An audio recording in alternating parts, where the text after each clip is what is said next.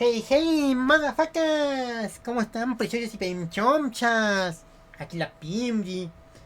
A ver, este video me lo habían recomendado desde tiempo, el Toby, y no lo pelé, pero ya me lo volvieron a recomendar, así que vamos a verlo. Se llama El doblaje de Dragon Ball que es peor que el español. Y le apuesto 5 piricoins a que es el doblaje en inglés. Es de Shaizoplushi, así que vamos a verlo. Let's go. Tan, tan, tan, tan, tan. Me van a meter el copyright. Todos nosotros hemos visto no, o oído hablar a alguien sobre Dragon Ball Z en algún momento de nuestras vidas. Es el anime más grande en la historia y uno de los fenómenos culturales más salvajes que ha llegado a América, obteniendo la Dragon Ball le duela a quien le duela, es básicamente el padre del shonen moderno. ¿Por qué? Porque el 90% de los shonens, sean coreanos, bueno, coreanos o japoneses, más los japoneses, todos se sacan el pinche sistema del culo de Dragon Ball de poder, güey. Siempre terminan volviéndose Dragon Ball en el punto de que ya no, ¿ahora qué sigue? Va a venir un enemigo más potente a partirte la madre. estatus de ser un producto legendario entre muchos y llegando hasta el punto de ser casi una religión para otros, por lo que es imposible ignorar la influencia y la grandeza de la serie de los Guerreros Z en nuestra sociedad y cultura popular actual. Fue la serie que lideró el segundo boom del anime en América, junto con Saint Seiya, Sailor Moon y Ranma y medio. Pero sí, los tres son muy queridos. Ay, cabrón, me volví paragüeya. Piri paragüeya. Y algunas de sus contemporáneas, Dragon Ball Z mantendría su vigor por muchas décadas, siendo considerada, tomando en cuenta de fuente Wikipedia, como la 13ª franquicia más exitosa en la historia, solo por debajo de Spider-Man, Star Wars y Pokémon principalmente. Es curioso pensar el impacto que Dragon Ball tuvo en la vida de tantas personas, considerando que esos primeros... La gente enterándose que cuando salió un capítulo de Dragon Ball bajaba el índice de criminalidad en Latinoamérica. Todo mundo, Toriyama, por favor, saca más capítulos. Descansa en paz, Toriyama, por cierto. Amén. Pero, güey, sí. Y que Dragon Ball sí puede decir, yo sí contribuí a la sociedad, putos. Los intentos para llegar a estos lares no le fue tan bien, gracias a la adaptación de la versión de Harmony Gold, teniendo posteriormente otro doblaje en 1994, de la mano de Cloverway Inc. como distribuidora e Intertrack como estudio de grabación, creando posiblemente una de las mejores adaptaciones que se hayan hecho de un anime en la historia, resaltando por su personalidad, calidad en la actuación de voz y fidelidad al material original, aunque teniendo sus tropezones de vez en cuando a la hora de adaptar terminología y diálogos. Yo soy su señor, el gran marciano. Ahora, algunos de ustedes posiblemente estarán pensando, ¿no crees que estás exagerando un poco? El doblaje de Dragon Ball es sólido, no hay duda de ello, pero seguro hay mejores trabajos de adaptación que rodean a toda la franquicia, ¿no es así? Bueno, a ver, si nos ponemos a comparar con otros trabajos de adaptación que se han hecho de Dragon Ball, creo que podemos elogiar al latino por la gran fidelidad que tiene no solo a la identidad, sino al contenido que se presentó en el producto original. Parte de esto se debió al hecho de que Dragon Ball Z fue distribuido por la anteriormente mencionada Cloverway Inc., una filial de Toei en Latinoamérica que operó desde 1991 hasta el 2007. Dicha filial se encargó de distribuir varios animes por toda la región y fue la encargada de varias adaptaciones icónicas de series populares de los 90 y los 2000. Ok, eso está bien, pero ¿qué de los otros países? El caso de España ya es reconocido por la mayoría, pero ¿qué de Qué buena la onda vital. El americano? ¿Cómo es el doblaje de Norteamérica? Ay, no, mi Dios. Eso es una pregunta difícil de contestar por diversos El opening es horrible. motivos. Empecemos por el hecho de que Dragon Ball Z no tiene solo un doblaje al inglés, lo cual hace cierto sentido puesto que ni siquiera en nuestra lengua nos salvamos de eso, teniendo los dos doblajes del Dragon Ball original al latino y encima los doblajes de España. Pero los países angloparlantes fueron un caso más particular, por la cantidad de adaptaciones que se hicieron de la obra de Toriyama, siendo que Z por sí solo cuenta con 6 doblajes oficiales al inglés. ¡A la verga! Que fue hecho sin licencia de Toei. Si bien me encantaría hablar con total profundidad de adaptaciones sin licencia, como lo son los VHS clandestinos de Anime Labs, o darle su merecido espacio a cosas como lo son el Big Green Dub. Answer me. Who are you? It's Big Green. Es el gran verde. Creo que por el momento solo me enfocaré en tocar en profundidad la situación de los doblajes al inglés oficiales, aunque por ese lado pueden estar tranquilos ya que los bootlegs tienen su importancia en esto. Habiendo aclarado eso, comencemos. Son los años 90, la animación occidental estaba en pleno apogeo del renacimiento de su medio, gracias a series como lo fueron DuckTales, Los Simpson, Batman, la serie animada y Ren y Stimpy. No existía una presencia real del anime en Norteamérica, puesto que, aunque habían existido mega éxitos, como lo fueron Speed Racer o Meteoro para el doblaje latino y Astro Boy, lo cierto es que el Un anime era poquito nicho también dentro de la Mazinger cultura Z. hispanoparlante. No es que no existiera mercado, sino que los interesados tenían que O sea, éxitos, incluso también puedes decir Candy Candy, Remy. Mi mamá vio Candy Candy, güey. La Princesa Caballero. recurrir a cintas clandestinas dentro de la parte trasera de tiendas de cómics con una calidad de traducción muy cuestionable para disfrutar de anime, o asistir a convenciones entre círculos de personas muy reducidos para hacerse con algunos de estos fansubs. Todo esto derivó en una serie de conflictos dentro de la comunidad de anime de los años 90 en Estados Unidos, puesto que cada vez más empezaba a haber más interés en esta desconocida parte de la animación. Cintas que estaban destinadas a ser compartidas entre la comunidad sin tener ningún tipo de fin de lucro terminaban siendo copiadas y vendidas por otras personas, lo cual dio paso a estas hilarantes capturas que se han vuelto un meme entre los fans de la animación nipona en tierras anglos. Estas traducciones también tenían la particularidad de usar un lenguaje más vulgar con el propósito de ser más edgy y atractivo para un público alternativo, pero terminaban siendo comedia involuntaria. Aún así existía un mercado y era cada vez más latente. Claro que las grandes empresas no tardarían en notar esto, puesto que Disney, Miramax y Harvey Weinstein se pondrían en contacto con Hayao Miyazaki, con el fin de obtener la licencia de las películas de estudio Ghibli y poder darles un doblaje y una distribución internacional. Por el lado de la televisión, Cartoon Network había empezado con la transmisión de un bloque llamado Night of the Vampire Robots, transmitido a medianoche Noche de los vampiros robots, qué buen nombre. los fines de semana. Excelente. Este sería uno de los primeros acercamientos de una cadena de televisión grande a la distribución de animación nipona, contando con 3 películas de anime totalmente dobladas al inglés. Algo que también contribuyó al acercamiento de Cartoon Network al anime fue el interés del en ese entonces productor ejecutivo del canal, Michael Lazo. Lazo siempre fue un consumidor de anime. Según sus propias palabras, parte de su infancia la pasó disfrutando de animaciones como Astro Boy o Speed Racer. Posteriormente, él y quien se convertiría en el coproductor de Toonami, Jason DeMarco, frecuentaban una tienda japonesa de cintas VHS en Atlanta, la cual, para variar, estaba brotada de series de televisión del país del sol naciente. Ya no solo anime, sino que tokusatsu, incluso sin estar traducido. Este consumo y su disfrute por los programas asiáticos hicieron que cada vez más se plantearan el implementar producciones de origen japonés a la programación de Cartoon Network, lo que derivó en la creación del bloque que hoy en día Se me había olvidado ese capítulo de un show más. conocemos como Toonami, debutando con series como Thundercats, Johnny Quest y Sailor Moon, la que se convirtió en un hit al instante e hizo que el bloque ganara bastante popularidad. Cualquier hombre que se respete es capaz de cantar el opening de Sailor Moon a todo pulmón, ¿eh? Cualquier persona que genuinamente sea hombre va a cantar esa canción. Y el que diga, ay no, es un anime de niñas, chinga tu madre, güey, es que tú no eres hombre.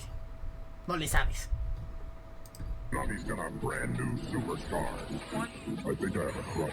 Ey, pero nos desviamos un poco del tema. ¿Qué sucede con Dragon Ball? Pues pasa que va a la perfección con todo esto que les conté, ya que su adaptación al inglés fue contemporánea a todos estos sucesos. El primer doblaje exitoso al inglés de Dragon Ball vino de una asociación entre 3 empresas: Funimation Productions Inc., Ocean Studios y Saban Entertainment. Funimation en ese entonces era una pequeña compañía recién fundada en 1994 por una joven promesa de Silicon Valley llamada Sailor Moon se volvió Shingeki Verso, ¿qué es eso, güey? Gen Fukunaga, un estadounidense nacido en Japón que anteriormente trabajaba como ingeniero en computación, quien durante ese tiempo dio la casualidad de que empezaría a interesarse por traer animación japonesa al mercado estadounidense, contactándose con su tío Nagafumi Hori. Hori fue un productor de Toei durante bastante tiempo. En su currículum destacan series como Super Sentai y Kamen Rider, por lo que Fukunaga vio la oportunidad para lograr hacer realidad su visión de aprovechar cada vez más el creciente mercado del anime en Occidente. Fukunaga recaudaría los fondos para sacar adelante la empresa, mientras que Hori se encargaría de negociar con Toei para obtener las licencias de distintas series, entre ellas todo Dragon Ball. Es así que luego de todo esto y la entrada del proyecto de uno de sus compañeros de trabajo como inversor, Funimation Inc. empezaría a operar en 1994. Sí, Dragon Ball tuvo éxito en Latinoamérica antes que en Estados Unidos, algo que ¿Más llamativo? sonaría bastante extraño considerando la costumbre que tenemos de que los éxitos que resuenan acá sean consecuencia de un éxito del otro lado del continente. Es que no sé. Es que mucha gente, la verdad, sí le... Al menos a mi gusto, hay mucha gente que sí le gusta mamar el contenido gringo. Por algo también hay muchos youtubers de que simplemente se copian de contenido gringo. Pero, siendo sincero, también hay cosas que los gringos pueden tachar como que son malas, pero pues están chidas. Digo, Ben 10, no sé si lo sepan, pero Ben 10 en realidad se transmitía mucho antes en español que en inglés. O sea, 100%. hay muchas, o sea, todas las temporadas de Ben 10 se estrenaban primero en lata con doblaje original, o sea, con el doblaje al español, y luego se estrenaban en Estados Unidos. Porque aquí en Latinoamérica Ben 10 fue un super éxito. Complementando ese dato, los inicios de Dragon Ball al inglés fueron un total fracaso, siendo que a finales de los 80... A mí me gustaba la hora Ben 10, la serie recibió una adaptación por parte de la infame Harmony Gold, el cual también tuvo una adaptación en Latinoamérica anteriormente mencionada, conocida como Zero y el Dragón Mágico. El doblaje de Harmony Gold realmente no fue muy bien recibido, contando únicamente con 5 episodios y el doblaje de las 2 primeras películas. Esta adaptación en su tiempo no recibió mucha atención, puesto que aparte de no haber sido vista por absolutamente nadie, sufrieron una censura bastante severa por el contenido de la serie. Funimation intentaría aventurarse con su propia versión del doblaje de Dragon Ball original, en conjunto con Deacon Rogers Studio, sí, así es como se llama, contando con una banda sonora nueva y la usual censura, pero no pasaría de 13 capítulos luego de su transmisión. Está bien, no le funcionó empezar con la serie original, pero capaz tenía más suerte con la continuación. Ahora, muchos de ustedes seguramente estarán en plan de pensar, ¿qué? Esa es la mierda más estúpida que he escuchado. No puedes saltar de Dragon Ball original, adaptar Z y esperar a que todo el mundo entienda de qué va ese universo. Y sí, realmente suena bastante estúpido y más si tenían la intención de impulsar el interés en el anime, pero de alguna forma lo hicieron. Funimation probó suerte doblando Z en conjunto con Ocean Studios para las voces, Saba Entertainment. Mira, hasta cierto punto puedes ver Dragon Ball Z sin haber visto el primer Dragon Ball. Hasta cierto punto. Porque tampoco es como que digas... O sea, va a haber ciertas cosas que sí te vas a perder, pero pues, güey... Tampoco es tan grave. Para banda sonora, distribución y transmisión en cadenas locales. Al menos a mi gusto. En ese entonces era todavía una empresa hasta cierto punto pequeña, que no contaba con la infraestructura para llevar una producción de este tipo. El doblaje comenzaría en 1996, con un cast ubicado en Vancouver, reemplazando la banda sonora y ciertos aspectos del guión para adaptarlo a un público norteamericano. Bueno, no podemos asumir que por querer adaptar la obra a otro territorio ya todo el doblaje sea malo. Así que, ¿de qué tipo de cambios hablamos? Bueno, tomemos en cuenta que en esos años... ¿Verdad, for kids? Querer adaptar obras a público gringo no las vuelve malas, ¿verdad? Ah, ¿qué es esto? Una pistola de One Piece de 4Kids. ¿Por qué parece un martillo? El público norteamericano se había vuelto más edgy. La transgresión era el pan de cada día, cadenas como MTV estaban en la cima para esos años y la televisión infantil pasaba por una etapa de cambios radicales. Pero aún así existía un sector bastante conservador en lo que podía mostrarse en televisión. Había un estándar y un status quo que debía cumplirse hasta por la ciertos fecha. Distribuidores y cadenas, puesto que muchas producciones terminaron perjudicadas dadas las cadenas, inversores o los mismos censores. Dragon Ball sufrió por esto en los anteriores doblajes que tocamos, pero quien peor la pasaría hasta este punto sería Z, contando con múltiples alteraciones en el footage, recortes y cambios en los diálogos que llegarían hasta cambiar la mayoría de elementos importantes de la serie. Una de las censuras más recordadas por el público es el hecho de que en ningún momento se menciona la muerte de algún personaje, bastante extraño considerando que la serie abre con la muerte del protagonista y de su hermano. Ellos en cambio preferían decir que los personajes eran llevados a la siguiente dimensión, algo así como el reino de Es lo que iba a decir. Mira, el reino de las sombras de Yu-Gi-Oh! las sombras dentro de Yu-Gi-Oh! Adversaries which managed to succeed in transporting Yamcha into another dimension. I'm gonna take this big bully into another dimension. El infierno tampoco tuvo mención dentro de la serie, algo bastante peculiar si tomamos en cuenta que parte de la travesía de Goku hasta llegar con Kaiosama toma lugar en el infierno. Pero la solución de la producción fue reemplazar la palabra Hell, infierno en inglés, por las siglas HFIL, que por su significado son Home for Infinite Losers. Yendo hacia el apartado de las peleas, como parte ¿Qué pedo, güey? ¿De cuál fuman? de las medidas radicales hechas por la producción, toda aparición de sangre fue completamente removida, hasta el punto de que, si buscas cualquier pelea del doblaje de Ocean comparándola con la versión original, no vas a poder encontrar ningún rastro de sangre visible, a lo mucho rasguños y cosas por el estilo. Para muchos en audiencia esto de seguro les suena algo familiar. Es muy parecido a las censuras por las que pasó Dragon Ball Kai en 2010 cuando fue adaptado a latino.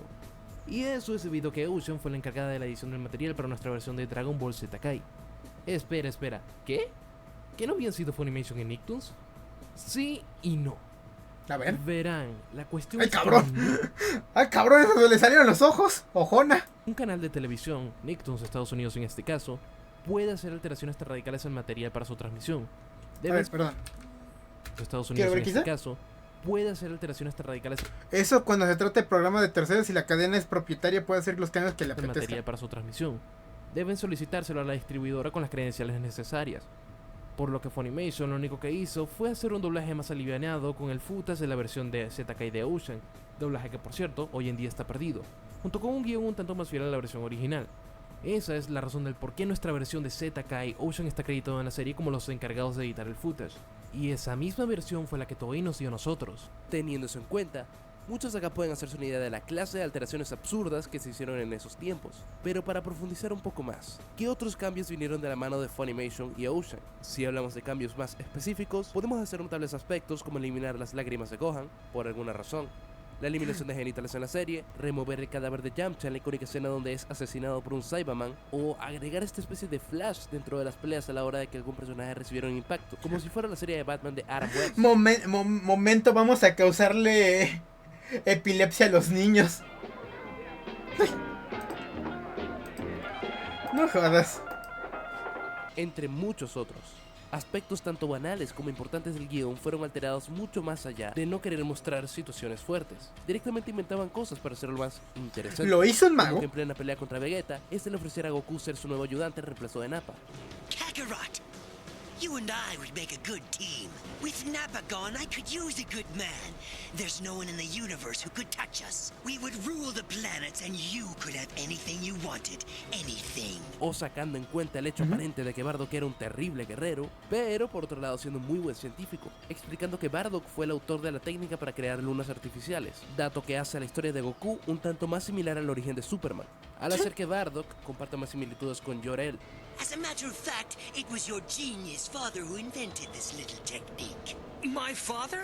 Your father was an average fighter, Kakarot, but he was a brilliant scientist. Por el lado más superficial, hay diálogos que fueron alterados completamente para acoplarse al tono que Funimation intentaba obtener, como este chiste de Vegeta cuando Nappa le corta la mano a Ten Shin Han, bien en esta versión, You just wait till it grows back. You won't be around that long. So, now he's unarmed. o escenas que de no ser ¿Qué por el pedo? contexto sonarían tan mal que te harían cuestionarte si realmente le querían llegar a un público estrictamente infantil. And one more makes 7. You are certainly on the ball today, Captain Ginyu. If you were a dog, I'd scratch your belly. If you were a cat, I'd give you warm milk until you started to purr. But since ¿Qué you're pedo? not these, I'll just say thanks for a job well done. Having these balls makes me feel something that resembles joy, I think. Mi Dios, qué chingado estoy escuchando, güey. Esta mierda es turbia. Eso suena a lo que iría un depravado sexual.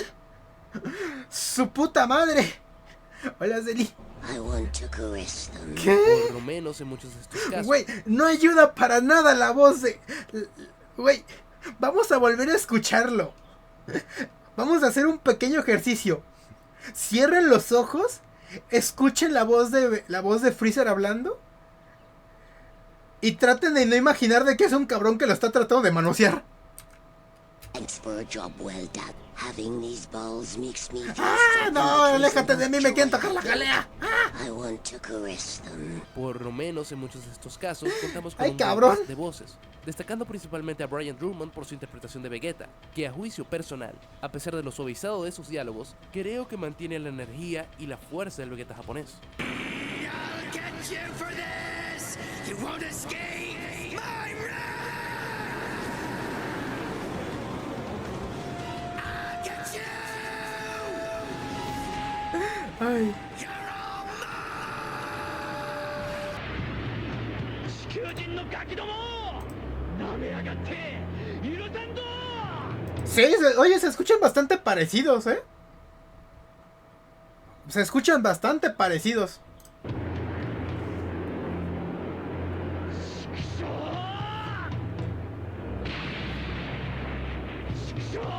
Chance un poquito la japonesa, un poquito más grave, pero se escuchan bastante.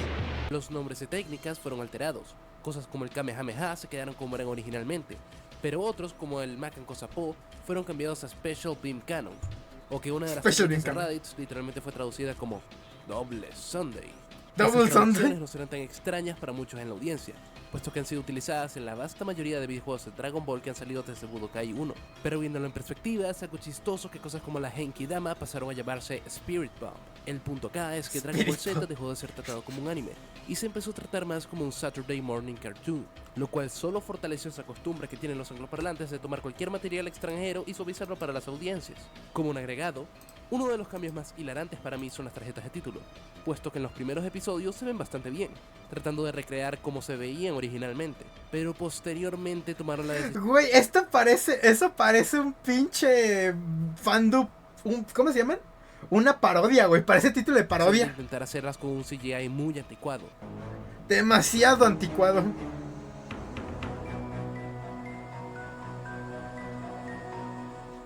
Dios, No jodas. ese sí es un doblaje bastante accidentado. ¿Llegó a tener alguna otra cosa destacable?